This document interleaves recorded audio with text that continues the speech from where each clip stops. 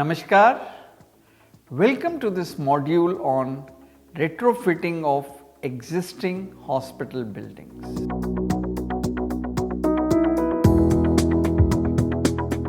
I am Dr. Anil Diwan, Professor of Architecture and Head of the Department Building Engineering and Management at School of Planning and Architecture, New Delhi.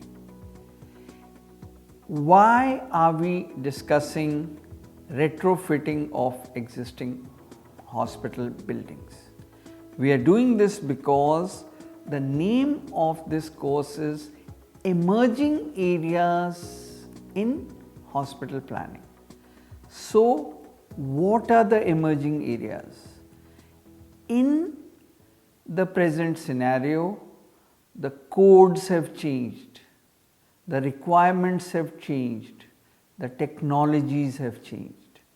Like I quote, we shape our buildings and afterwards our buildings shape us.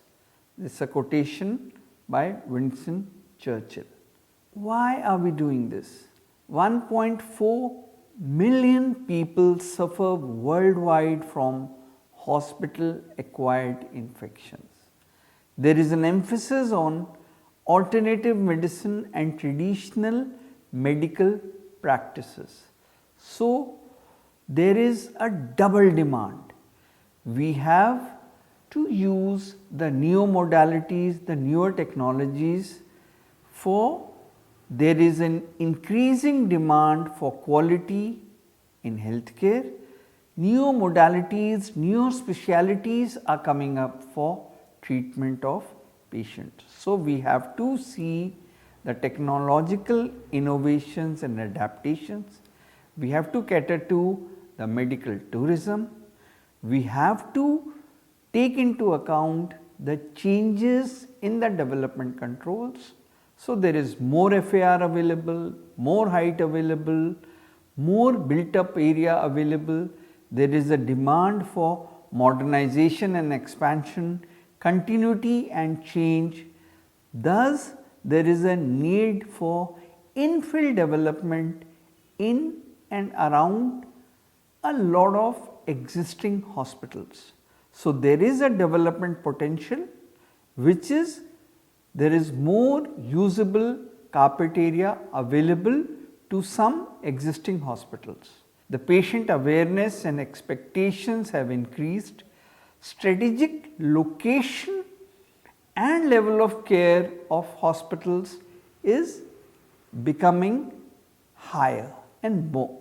So, there has to be some capacity building to cater to the demand, and we have to do more supply of health care in the existing sites and locations. So, we have to do generation of usable space by efficient spatial planning and renewal.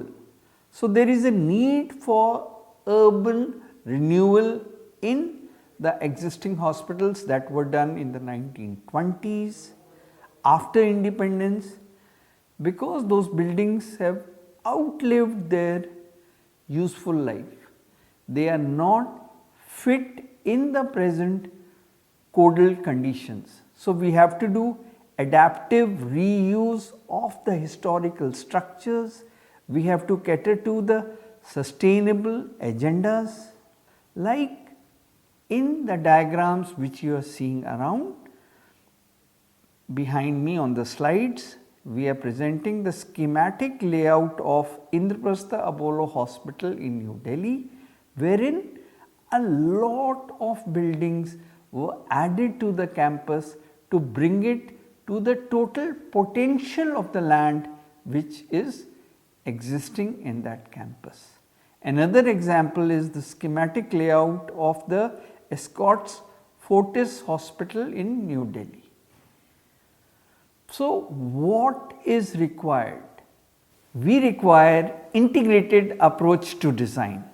Retrofitting strategies are influenced by the establishing priorities and mobilization of resources which address the concerns of patients, healthcare providers and other stakeholders.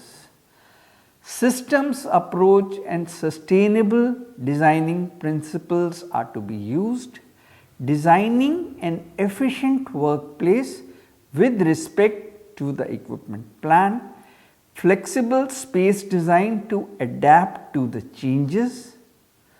Modular coordination, standardization and optimizations, and system selection and specifications are to be adhered to. We have to take care of the newer modalities in construction methodologies, safe hospitals and taking care of disaster mitigation, alternative and energy efficient technologies, water and waste water management. We have to take care of the biomedical wastes, the environmental control requirements, reducing hospital acquired infections, cost modeling of hospitals, defined protocols and enforcement by regulatory authorities, patient satisfaction and caregivers delight. The retrofitting processes have been explained in the flow diagrams which you are seeing on your screens now. We are elaborating the processes in the flow diagrams which you are seeing on your screens. If there are some concepts which are not clear to you, kindly discuss them on the discussion forum of this module. So, we are now introducing you to prefab constructions and steel structures. So, why are prefab constructions and steel structures important? Because we are dealing with existing hospital situations which are working round the clock. So, the building is to be made in a factory off-site and assembled at a hospital on site, because a hospital is a 24/7/365 building. There is no Holi, there is no Diwali, there is no Christmas, there is no New Year in a hospital. It is working all the time. So, when the construction happens, the patients who are staying in the hospital are disturbed.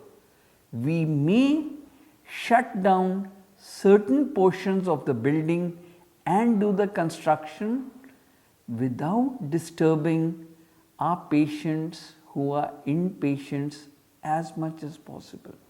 So, we have to take care of newer technologies, newer modalities. One of the examples of prefab construction is using dry wall systems. When we use dry wall systems, it is possible to integrate the services with the structure and the skin of the building. So, we can do those services within the walls, as you can see in the diagram on the screen, in the factory and assemble it on a site here. So, this is an example of doing the toilet walls which you are seeing on your screen. So, on the diagrams we are seeing the sections and the drawings of the sections. This is the toilet pictures which you are seeing on your screen now, and if these concepts are not clear to you, please discuss them on the discussion forum of this program. So, the functional properties of materials which we are using in the hospitals now have higher acoustical efficiency, cleanability and ease of maintenance, environmental influence and shelf life, accessibility, better indoor climate control, fire resistant materials are used now.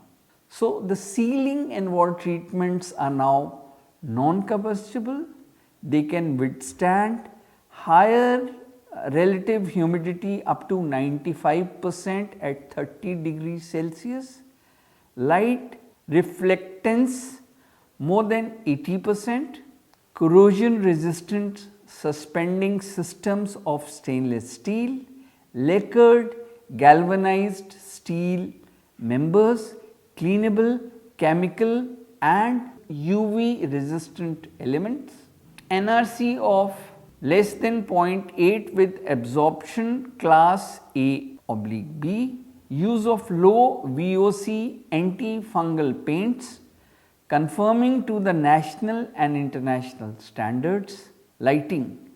Clean areas use IP65 or IP66 luminaires, LED lighting with stabilized power supply to supply uniform lighting level of 300 to 500 lux, integrated luminaires with ceiling systems. Flooring is to be environmentally preferable flooring with fire resistance, slip and abrasion resistance, anti-static properties, no VOC emissions conforming to hygienic standards, and the indoor air quality is very important. So, we want precision control of inside temperature and relative humidity, efficient air filtration, reducing the risk of hospital acquired infection by controlled air changes and pressurization, ventilation and fresh air control, built-in design redundancy, energy efficient solutions, relative space pressure and air flow patterns, technology integration in hospitals. So, the hospital information management systems, the tablet PCs and iPads, structured and Wi-Fi networks, the telemedicine systems, building management systems, CCTVs and access control systems, PA systems and nurse call systems, the fire alarm systems fully addressable by IP based protocols, pneumatic systems, alternative energy sources which are the solar panels in our cases, all have to be taken care of while we do retrofitting of existing facilities. We have to take care of the heritage buildings also when we do retrofitting of these buildings, which would be taken care of in a different module. We acknowledge the information provided by Columbia Asia Group of Hospitals. We end with a quotation which says, "Happiness is nothing more than a good health and a bad memory." Unquote. I hope you have understood the concepts which we have explained in this module. Please answer the multiple choice questions which we would be asking with this module and prepare for the end of the term exam which you will have to appear in the month of February. Jai Hind.